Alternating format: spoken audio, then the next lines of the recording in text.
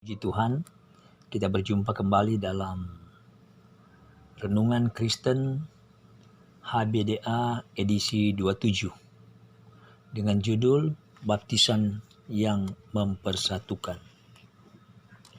Saudara-saudara, gereja tidak menjadi sama, tetapi akan menjadi satu di dalam Kristus. Saudara-saudara, sejak dulu sampai sekarang, baptisan menjadi perdebatan dalam kehadiran gereja-gereja. Bahkan ada yang menggunakan doktrin untuk melindungi domba-domba supaya tidak lari dari kandangnya sendiri. Sehingga ada beberapa gereja telah menjadikan baptisan itu syarat untuk diterima sebagai anggota baru di gerejanya. Ada gereja yang membenarkan diri dengan cara membaptis. Ada gereja yang membenarkan diri dengan nama baptisan. Ada juga gereja yang mengajarkan untuk dibaptis ulang dan dilakukan berkali-kali. Tetapi ada gereja yang membaptis hanya satu kali saja seumur hidup. Manakah yang benar di antara gereja-gereja ini? Saya mau katakan semuanya tidak ada yang benar. Yang benar hanya Allah di dalam Yesus Kristus, sumber pengajaran baptisan itu. Saudara-saudara, saya berbicara dan bersaksi, tidak kuanggap kebenaran kalau perkataan dan pengajaran itu hanya berasal dari pendapat diriku sendiri. Tetapi kalau aku bersaksi kebenaran untuk melakukan kehendak Allah, inilah yang berkenan kepada Allah. Karena itu saudara-saudara, sebelum kita berbicara kebenaran Allah untuk kepentingan Allah, mari kita berdoa. Bapa yang kudus dan yang maha kuasa, Bapa yang kami sembah, kami muliakan dalam nama Tuhan Yesus Kristus. Aku mengucap syukur Tuhan atas segala kebodohanku, karena dari kebodohanku itulah Engkau memberi aku hikmat Allah untuk mengerti kebenaran Allah dan melakukan kehendak Allah.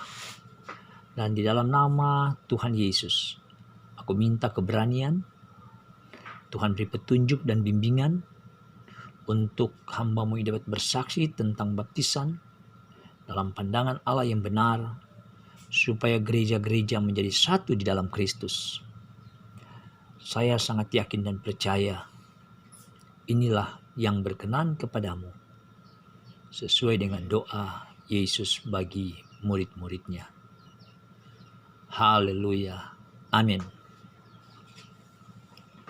Saudara-saudara yang dikasihi Tuhan, saya membaca firman Tuhan bahwa tidak pernah saya temukan suatu ayat yang mengatakan bahwa orang harus dibaptis hanya satu kali saja. Dan tidak juga saya temukan ayat yang mengatakan bahwa orang Kristen harus dibaptis berulang-ulang kali. Saya hanya membaca ayat yang mengatakan satu baptisan, bukan hanya satu kali dibaptis. Itu sangat berbeda, saudara, walaupun saya nggak begitu paham bahasa Indonesia. Yang saya tahu, saudara-saudara, bahwa firman Tuhan yang menulis seperti yang dikatakan oleh Yohanes Pembaptis di dalam Lukas 3 ayat 16. Lukas 3 ayat 16 berkata bahwa aku membaptis kamu dengan air, tetapi Yesus akan membaptis kamu dengan Roh Kudus dan api. Jadi jelas, saudara, dari 3 baptisan inilah yang saya akan jelaskan dan bicarakan dalam khotbah di saat ini. Sebelum kita menjelaskan ketiga hal ini, ada permasalahan yang terjadi pada masa sekarang ini di gereja-gereja, di mana kita melihat bahwa ada gereja yang membaptis dengan cara selam, ada dengan cara curah, ada gereja yang melakukan dengan cara percik. Padahal di dalam Alkitab tidak mencatat tentang cara ini. Ada gereja yang berkata kami tidak mempersoalkan cara membaptis, tetapi yang penting nama. Tapi ada gereja yang berkata bukan nama, tetapi cara. Karena nama kita sudah sama. Mana yang benar, saudara-saudara? Bukankah jemaat akan menjadi bingung dan bimbang dalam soal ajaran baptisan ini, sehingga efeknya iman mereka tidak teguh dan diombang-ambingkan oleh angin pengajaran yang sesat. Karena gereja mau dituntut untuk setiap jemaat Kristen setia pada doktrin dan ajaran dan aturan gerejanya, daripada mereka mau ajak untuk jemaat itu setia dan taat pada kebenaran Tuhan. Mari saudara-saudara, kita akan memulai dari arti dan tujuan baptisan. Menurut Kamus Alkitab, bahwa istilah baptisan berasal dari kata Yunani yang secara harfiah berarti menyelamkan atau mencuci dengan air. Ya, secara harfiah ada dua, menyelamkan atau mencuci dengan air. Pembaptisan adalah upacara agama yang menggunakan air. Di antara orang Yahudi pada abad pertama, baptisan terutama berarti upacara tanda masuk ke dalam suatu kelompok atau persekutuan tertentu, atau suatu pembersihan dari dosa. Yohanes Pembaptis mengadakan baptisan air sebagai tanda pertobatan dan pengampunan dosa. Rasul Paulus telah menjelaskan bahwa baptisan menandakan orang percaya bersatu dengan Yesus Kristus dalam kehidupan, kematian, dan kebangkitannya. Dan baptisan itu merupakan suatu tanda bahwa seseorang menjadi anggota umat Allah. Jadi saudara tahu, saudara lihat ulang bahwa Rasul Paulus menjelaskan baptisan menandakan orang percaya bersatu dengan Tuhan Yesus Kristus. Kita melihat saudara sunat dan baptisan. Sunat adalah tanda bahwa seseorang sudah terhisap dalam perjanjian dengan Allah. Dilakukan pada tubuh setiap laki-laki di Israel pada umur 8 hari. Sunat juga adalah pemisahan orang Israel dan bukan orang Israel. Pada umur 8 hari, Yesus disunat. Tapi juga setelah Yesus dewasa, Yesus juga dibaptis. Artinya, Yesus tidak membedakan orang, baik orang Yahudi maupun orang Yunani. Jadi baptisan Yesus untuk menyatukan suku bangsa dan bahasa. Kalau sunat hanya orang Israel dan khusus anak laki-laki, tetapi baptisan tidak ada diskriminasi di hadapan Allah. Jadi sunat berbeda dengan baptisan, tapi satu tujuan. Sama dengan gereja-gereja yang berbeda-beda, tetapi satu di dalam Kristus. Alkitab mencatat bahwa baptisan pengganti sunat, sehingga kita tidak lagi disunat, tetapi dibaptis. Kita tidak disunat secara lahiriah secara Taurat, tapi telah disunat secara batiniah, karena kita tidak hidup lagi di bawah hukum Taurat, tetapi telah hidup di bawah kasih karunia Allah. Haleluya, haleluya. Ini yang luar biasa saudara-saudara.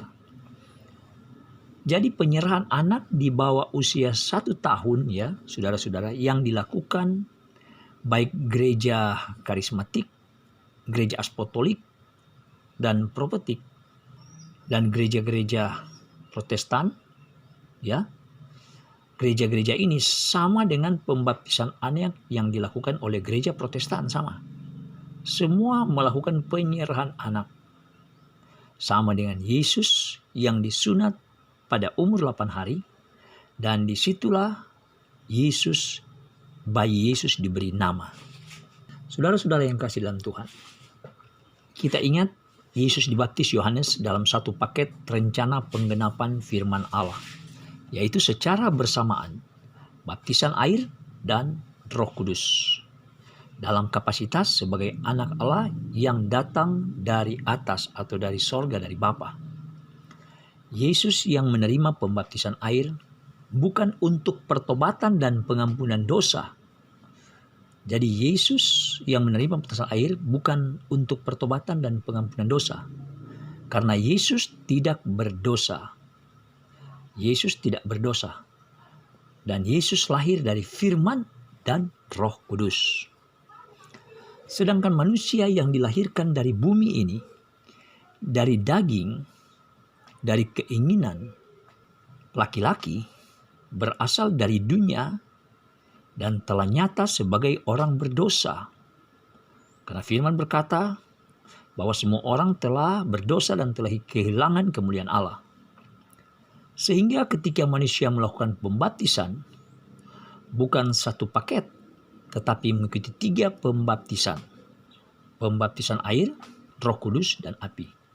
Hanya Yesus saja yang dibaptis, yang berbeda dengan manusia biasa, karena ketika Yesus dibaptis, langit terbuka dan ia melihat Roh Allah seperti burung merpati turun ke atasnya. Bahkan saudara-saudara, kita baca bahwa ada suara yang dari sorga yang mengatakan, inilah anakku yang kukasihi, kepadanya lah aku berkenan. Apakah ada manusia biasa yang lahir dari daging dan Tuhan berkata seperti ini? Saya rasa tidak ada, saudara, orang yang dibaptis sesudah Yesus dan ada perkataan seperti ini. Setelah Yesus dibaptis dalam satu paket, air dan Roh Kudus, maka Yesus juga dibaptis dengan api pada saat Yesus menjalani penderitaan dengan kematian di atas kayu salib. Mari saudara-saudara kita melihat pembaptisan air pada saat orang dibaptis dewasa. Karena tadi kami telah berbicara ketika dibaptis anak-anak. Dalam Matius 3 ayat 13 berkata, maka datanglah Yesus dari Galilea ke Yordan kepada Yohanes untuk dibaptis olehnya. Saudara perhatikan bahwa datanglah Yesus dari Galilea ke Yordan kepada Yohanes untuk dibaptis. Bukan Yohanes Pembaptis yang mencari Yesus untuk dibaptis, tetapi Tuhan Yesus yang datang dari Galilea ke Yordan kepada Yohanes untuk dibaptis. Ini memberi arti, saudara, kalau ada gereja yang mencari domba dari kandang lain, kemudian dipengaruhi dan dibaptis, nah ini yang salah dan tidak benar. Mari saudara-saudara kita perhatikan ayat selanjutnya di ayat yang ke-16. Matius 3 ayat 16 kita melihat penjelasan sesudah dibaptis Yesus segera keluar dari air dan pada waktu itu juga langit terbuka dan ia melihat Roh Allah seperti burung merpati turun ke atasnya. Saya membaca juga penjelasan di kitab Markus ya, karena bunyinya hampir sama. Markus 1 ayat 10 berkata pada saat ia keluar dari air, ia melihat langit terkoyak dan roh seperti burung merpati turun ke atasnya. Hanya kitab Matius dan kitab Markus yang menjelaskan ini. Dan kitab Lukas dan Yohanes tidak dicatat seperti ini. Saya tidak tahu mengapa. Tapi perhatikan kata yang sama dari dua bacaan tadi. Kata yang sama di mana Yesus segera keluar dari air. Keluar dari air. Lihat ya kata-katanya, jangan tambah, jangan kurang. Keluar dari air dapat ditafsirkan orang secara berbeda-beda. Dan itu suatu yang wajar. Tetapi saudara-saudara, keluar dari air ini ketika ditafsirkan berbeda-beda dapat memberi dua arti yang berbeda juga. Yang pertama, keluar dari air, saudara, yang pertama keluar dari air sama dengan timbul dari dalam air atau dari air yang dalam ketika Yesus dibaptis, ditenggelamkan. Ingat arti baptisan secara harfiah dalam arti menyelam. Itu dapat orang tafsirkan seperti itu. Tafsiran yang kedua, saudara, keluar dari air sama dengan Yesus melangkah dari air ke darat. Ini memberi arti bahwa airnya dangkal. Kita ingat juga, saudara, pada arti yang kedua dari baptisan sama dengan mencuci dengan air. Saya tidak ada di tempat Yordan ketika Yesus dibaptis dan saya rasa tidak ada hamba Tuhan yang ada waktu itu yang masih hidup sampai sekarang yang menyaksikan secara langsung.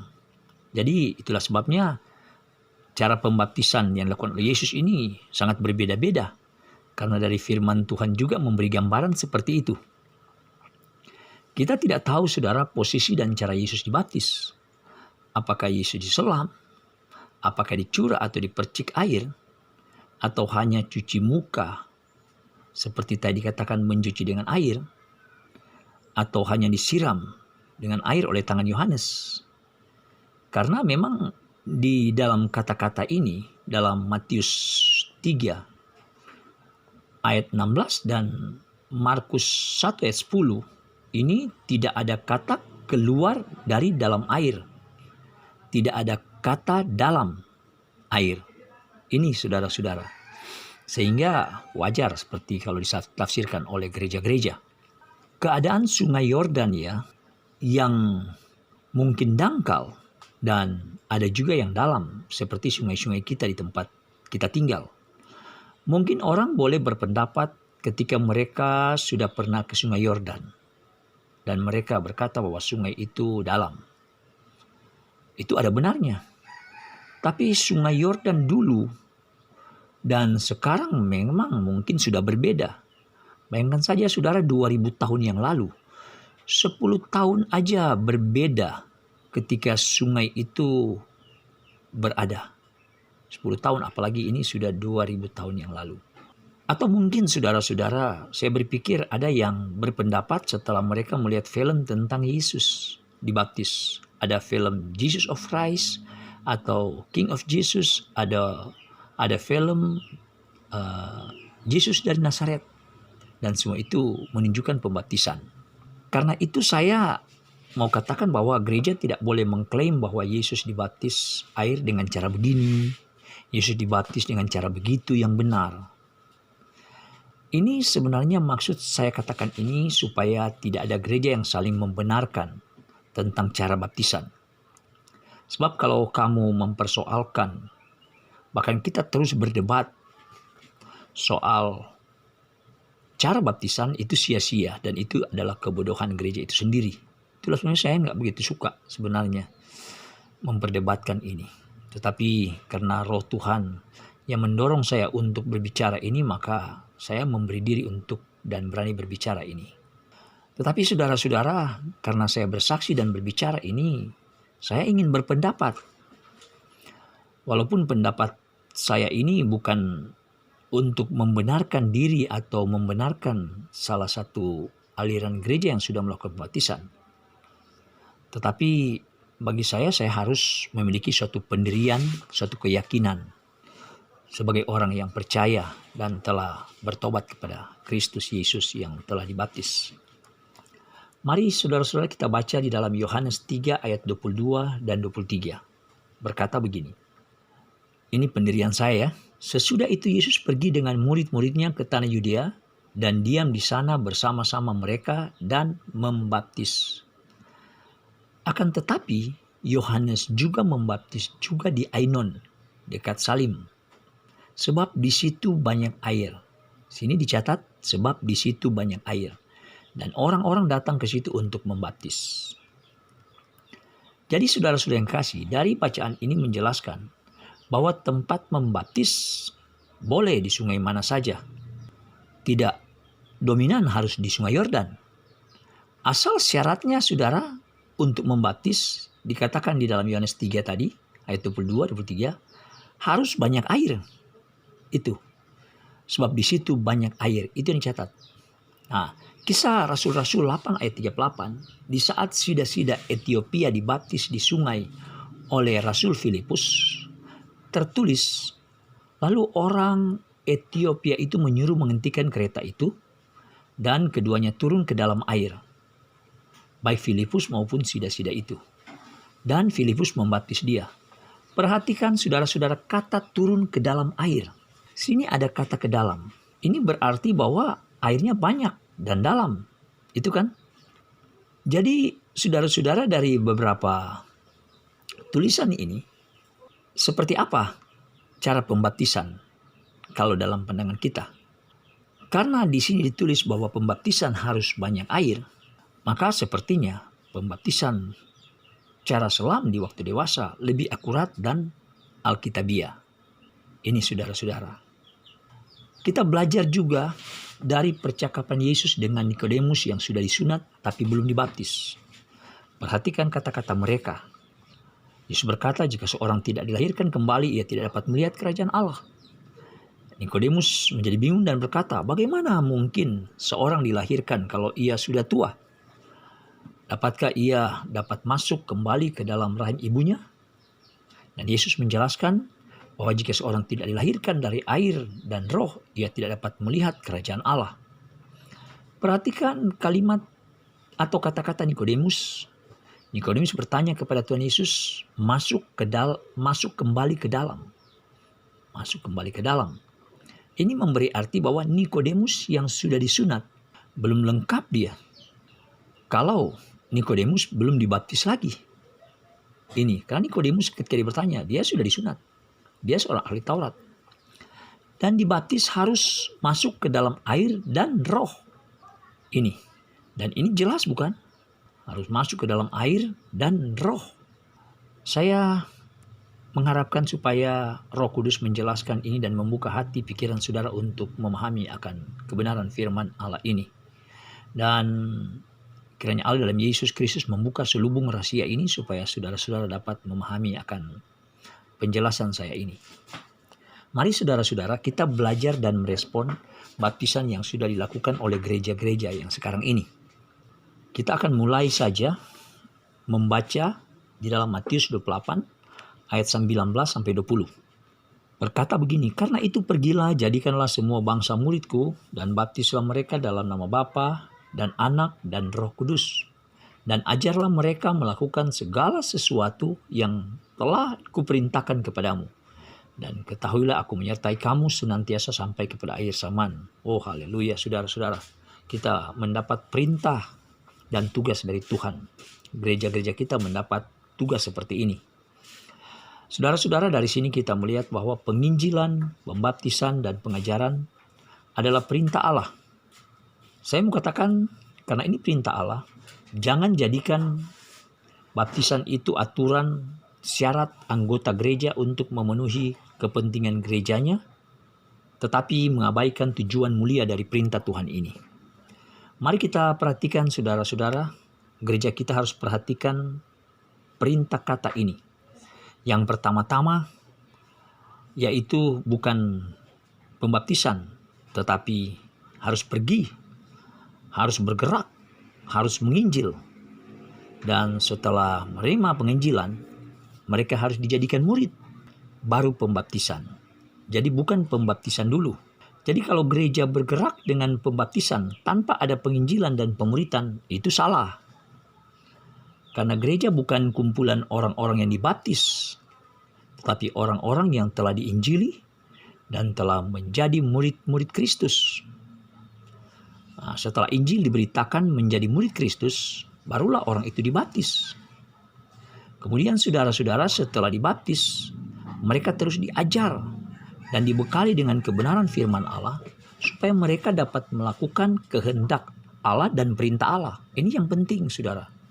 Jangan putar firman Allah ini, karena firman Allah yang diucapkan oleh Yesus ini sudah terstruktur dengan baik sesuai dengan perkataan firman dan Roh Kudus. Nah, pada saat ini saudara-saudara, dengan perintah di dalam Matius 28 ayat 19 ini, saya akan gunakan kesempatan untuk melakukan penginjilan dan untuk menjadikan pemuritan sebelum saudara melakukan pembaptisan.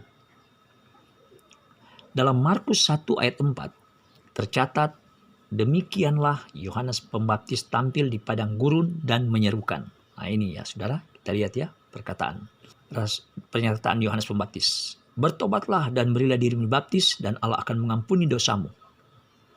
Lalu datanglah orang-orang sambil mengaku dosanya, mereka dibaptis di sungai Yordan. Yohanes Pembaptis juga menegaskan saudara bahwa setelah dibaptis supaya menghasilkan buah-buah yang sesuai dengan pertobatan. Kata menghasilkan buah-buah pertobatan sebenarnya saudara nanti akan memberi jalan untuk masuk ke dalam baptisan Roh Kudus yang nanti akan dilakukan oleh Tuhan Yesus. Tapi nanti kita akan bahas di bawah. Yang kita bicarakan sekarang ini adalah baptisan air yang dilakukan Yohanes Pembaptis. Yang harus dicatat sini, harus sudah bertobat. Pertobatan itu dimulai dari mana saudara? kalau orang itu tidak mengucapkan pengakuan dosa dan tidak berniat atau bertekad memperbaiki dirinya dari yang jahat, saya sarankan sebaiknya gereja jangan baptis orang itu.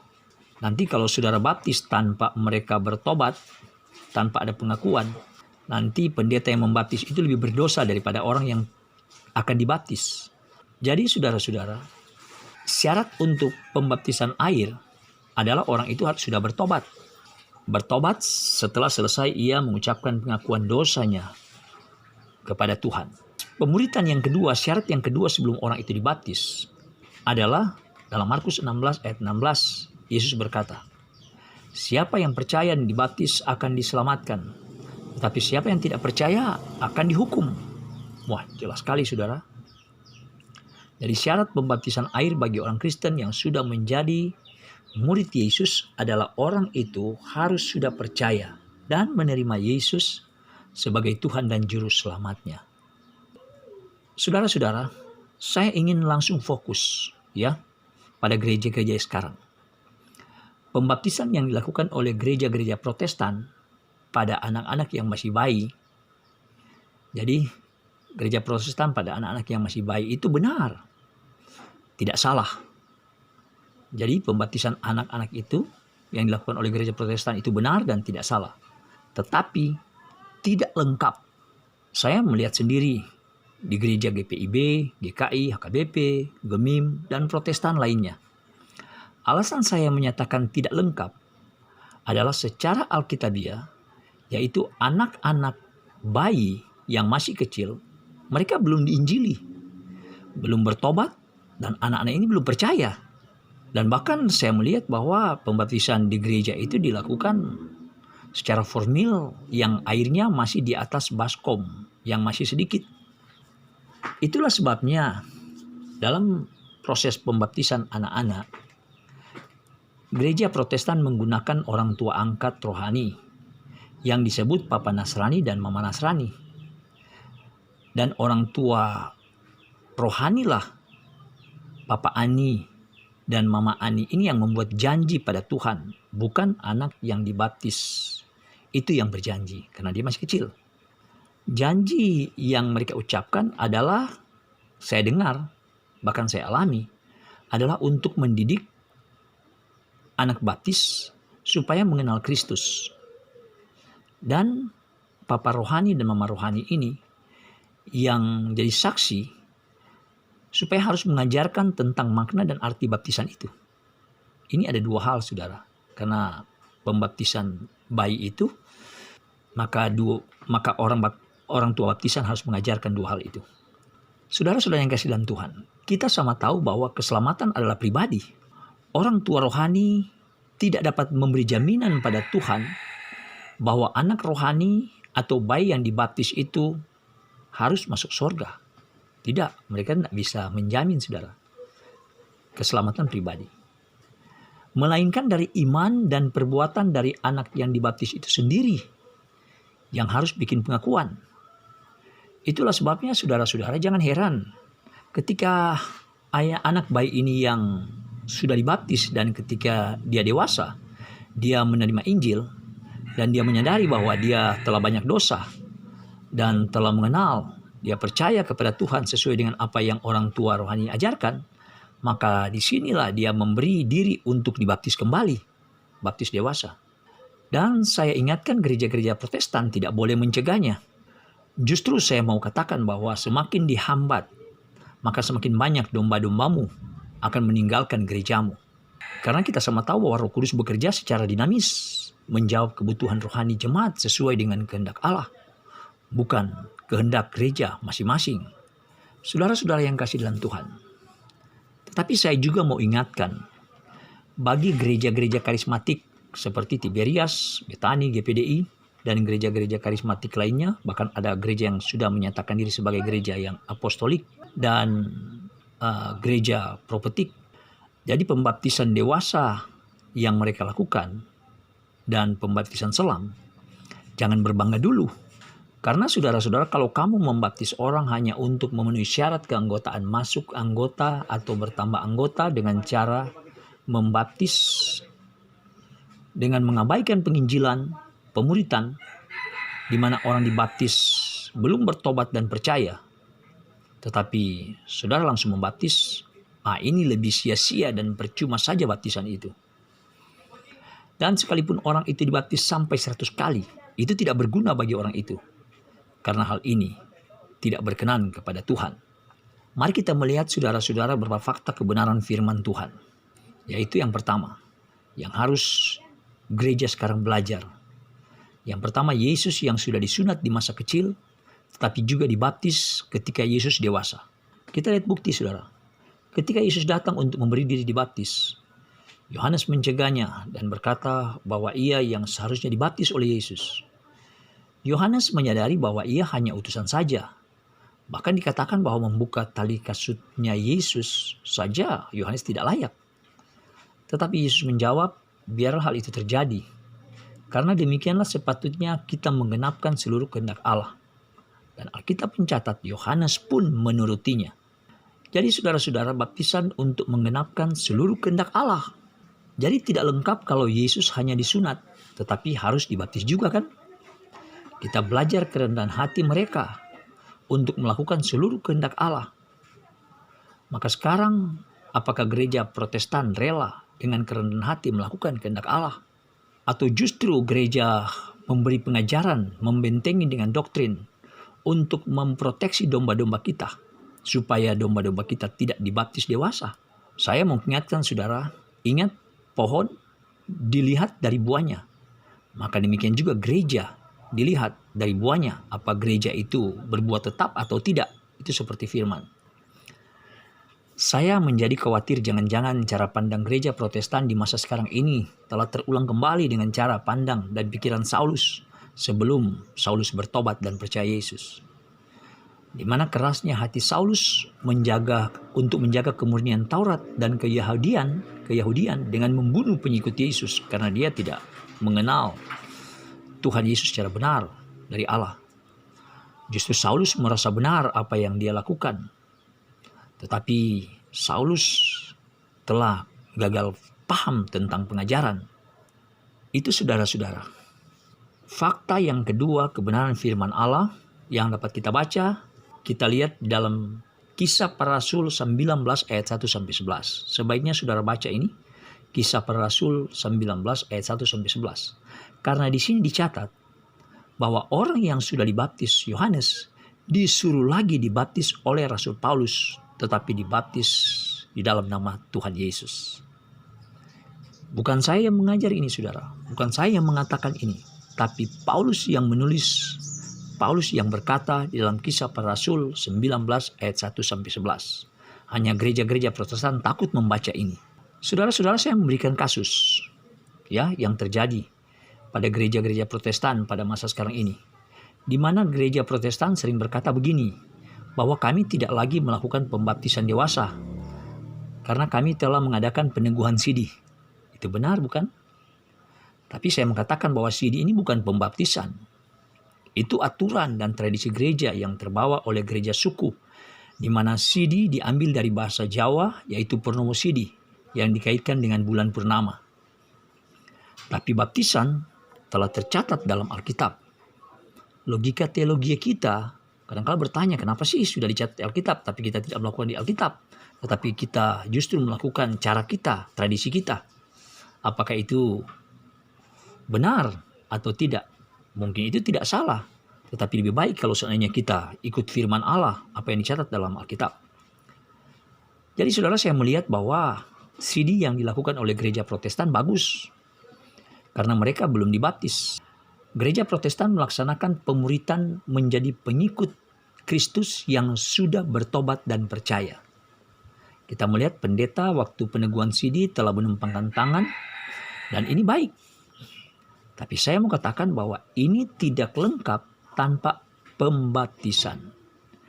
Kalau sudah sidi, seharusnya dilengkapi dengan dibaptis, ditutup dengan baptisan. Saya punya bukti, saudara-saudara, sesudah sidi, seharusnya orang itu dibaptis. Bukti saya baca dalam Kisah Para Rasul 9 ayat 17-18 yang terjadi pada Rasul Paulus, yang terjadi pada Saulus, berbunyi begini. Lalu pergilah Ananias ke situ dan masuk ke rumah itu.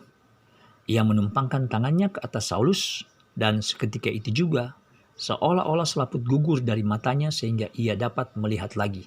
Dikatakan di ayat sini Paulus bangun lalu dibaptis. Untuk lebih jelas, saya akan memberikan suatu contoh yang sederhana. Seorang PNS yang telah memenuhi syarat formil diangkat menjadi kepala dinas oleh bupati. Maka bupati mengeluarkan SK, tetapi ia tidak dapat menduduki jabatan sebagai kepala dinas kalau ia tidak dilantik.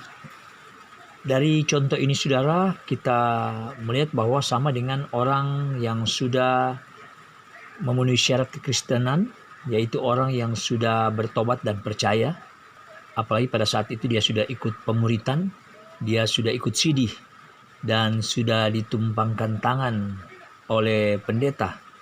Tetapi kalau seandainya hanya sampai di situ saja tetapi tidak dibaptis, berarti itu tidak lengkap. Markus 16 ayat 16, di mana kita percaya tanpa dibaptis kita percuma. Seperti saudara-saudara lihat Rasul Paulus yang sudah percaya kepada Yesus dan telah menerima penumpangan tangan dari Rasul Ananias, harus dilengkapi dengan pembaptisan. Jadi kesimpulannya, kita tidak cukup hanya ditumpangkan tangan dan terima SK saja secara formil kekristenan, tetapi harus dilengkapi dengan pelantikan, yaitu kita harus dibaptis. Saudara dapat memperhatikan kembali bagaimana konteks bacaan Markus 16 ayat 16, yaitu di mana Yesus menampakkan diri kepada murid-muridnya. Dan dalam konteks ini kita sama tahu bahwa murid-murid itu sudah dibaptis oleh Yohanes Pembaptis. Tetapi entah mengapa Yesus masih menyuruh mereka untuk dibaptis. Saudara-saudara yang kasih, saya kira baptisan air telah lengkap dan jelas saya sampaikan. Maka sekarang kita akan masuk ke dalam baptisan berikutnya, yaitu baptisan Roh Kudus. Baptisan Roh Kudus adalah seperti yang kita sudah membaca, di mana Yohanes Pembaptis juga menegaskan dalam Lukas 3 ayat 8, di mana telah dijelaskan setelah orang itu dibaptis supaya menghasilkan buah-buah yang sesuai dengan pertobatan. Kata menghasilkan buah-buah pertobatan akan memberi jalan untuk masuk dalam baptisan Roh Kudus yang dilakukan oleh Tuhan Yesus. Itulah sebabnya orang yang telah bertobat, percaya, dan dibaptis telah menerima meterai keselamatan dari Kristus Yesus. Jadi setelah dibaptis, seharusnya tidak boleh lagi hidup dan terus melakukan dosa. Sebab kalau kita sudah menerima kebenaran dan kita sengaja melakukan dosa lagi, maka tidak ada lagi korban penghapusan dosa. Dan ini sangat ngeri hukuman Allah bagi orang Kristen yang durhaka. Sekalipun saudara dibaptis berulang-ulang, itu percuma. Jadi peliharalah pertobatan itu setelah saudara dibaptis. Pertobatan juga adalah satu syarat dan jalan masuk untuk menerima karunia Roh Kudus. Setelah orang itu dibaptis Roh Kudus di dalam nama Tuhan Yesus melalui penumpangan tangan oleh seorang hamba Tuhan yang benar-benar dipenuhi Roh Kudus. Lihat contoh Ananias yang meletakkan tangan pada Rasul Paulus. Kalau hamba Tuhan itu tidak mendapat perintah Tuhan dan tidak dipenuhi Roh Kudus, jangan coba-coba membaptis dengan Roh Kudus.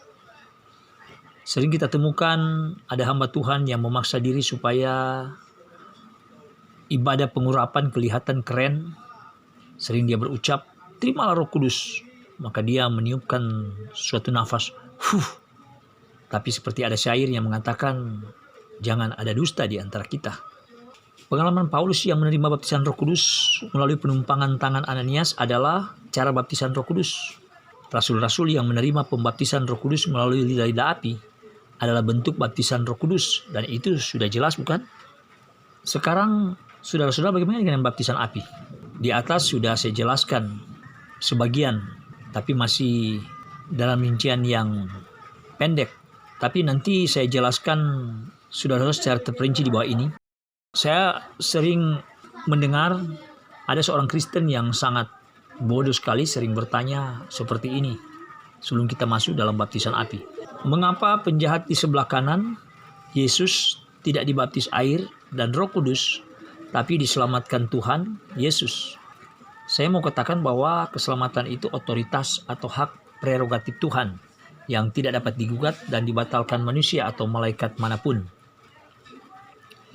Penjahat di sebelah kanan Tuhan Yesus, masa hidup mereka tidak dijelaskan. Apakah mereka sudah dibaptis atau tidak? Tetapi saya mau katakan bahwa penjahat yang digantung di kayu salib ini dibaptis bukan dengan air dan Roh Kudus, tapi dibaptis dengan api. Dibaptis dengan api karena dia merasakan penderitaan dan dia telah melakukan pengakuan dosa pada saat dia dalam posisi sulit dan maut sedang menjemputnya. Mari saudara-saudara kita perhatikan pengakuan dosa penjahat yang digantung di kayu salib. Yang di sebelah kanan berkata, tidakkah engkau takut juga tidak kepada Allah, sedang engkau menerima hukuman yang sama? Kita memang selayaknya dihukum, sebab kita menerima balasan yang setimpal dengan perbuatan kita. Tetapi orang ini, jadi dia memberi kesaksian, orang ini yaitu Yesus tidak berbuat sesuatu yang salah. Lalu kita membaca selanjutnya suatu permintaan pada Tuhan Yesus. Dia meminta, Yesus, ingatlah akan aku apabila engkau datang sebagai Raja. Jadi saudara-saudara, jelas bukan bahwa orang ini telah menerima dan sedang menjalani baptisan api. Saudara-saudara, sekarang saya ingin tanya kepada saudara selaku orang Kristen. Apakah saudara mau selamat seperti penjahat di atas kayu salib tanpa baptisan air dan Roh Kudus? Sudah pasti kalau saudara mengalami dan menjadi seperti penjahat ini, saudara akan bersungut-sungut dan menghujat Tuhan. Ya, seperti penjahat yang di sebelah kiri Tuhan Yesus. Justru kita akan taat dan sabar menjalani baptisan api kalau kita sudah melewati baptisan air dan Roh Kudus. Karena dengan baptisan ini kita diberi kekuatan dan kepastian untuk bertahan sampai mencapai kemenangan menjalani baptisan api ini. Saudara-saudara, baptisan api ini biasanya dipakai Tuhan untuk menguji iman dan kesetiaan manusia pada Tuhan. Dan sering melalui pekerjaan atau cobaan iblis bila mana Tuhan mengizinkannya. Tujuan pembaptisan api ini adalah, kalau kita baca di dalam Sakaria 13 ayat 7 dan 9, berkata begini, hai pedang, bangkitlah terhadap gembalaku, terhadap orang yang paling karib terhadap aku. Aku akan menaruh yang sepertiga itu dalam api dan akan memurnikan mereka seperti yang memurnikan perak. Aku akan menguji mereka seperti orang menguji emas. Mereka adalah umatku dan mereka akan menjawab, Tuhan adalah Allahku. Lalu saudara, di dalam perjanjian baru juga, Rasul Petrus juga telah menjelaskan tentang baptisan api. Adalah untuk membuktikan kemurnian iman yang jauh lebih tinggi nilainya daripada emas yang fana, yang diuji kemurniannya dengan api. Itu dalam 1 Petrus 1 ayat 7.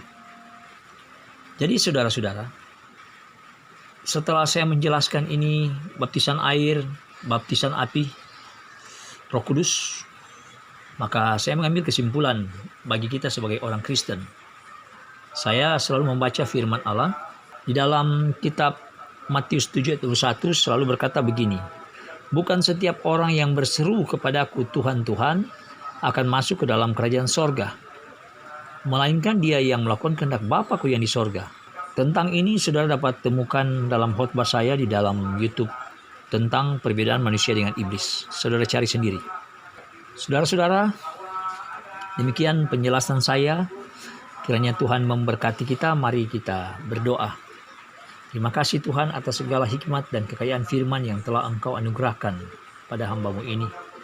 Dari segala kekurangan dan kebodohanku, Tuhan telah memakai aku untuk berani berbicara tentang baptisan. Maka sekarang hamba mengucap syukur dan memohon supaya Tuhan memberkati dan menguduskannya, sekaligus setiap orang yang mendengar dengan hati yang tulus dan menerima firman ini, untuk diperlengkapi dengan hikmat Allah dan Roh Allah, supaya dapat mengerti kebenaran Allah, dan mereka melakukan kehendak Allah. Tapi bagi mereka yang tidak, biarlah mereka diberi kesempatan oleh Allah untuk bertobat. Ya Tuhan, inilah hamba-Mu yang sudah berdoa, mengajar, bersaksi, menginjil, dan di dalam nama Tuhan Yesus Kristus kami mengucap syukur. Haleluya. Amin. Tuhan memberkati kita saudara-saudara. Sampai kita jumpa di dalam HBDA berikutnya. Haleluya. Shalom.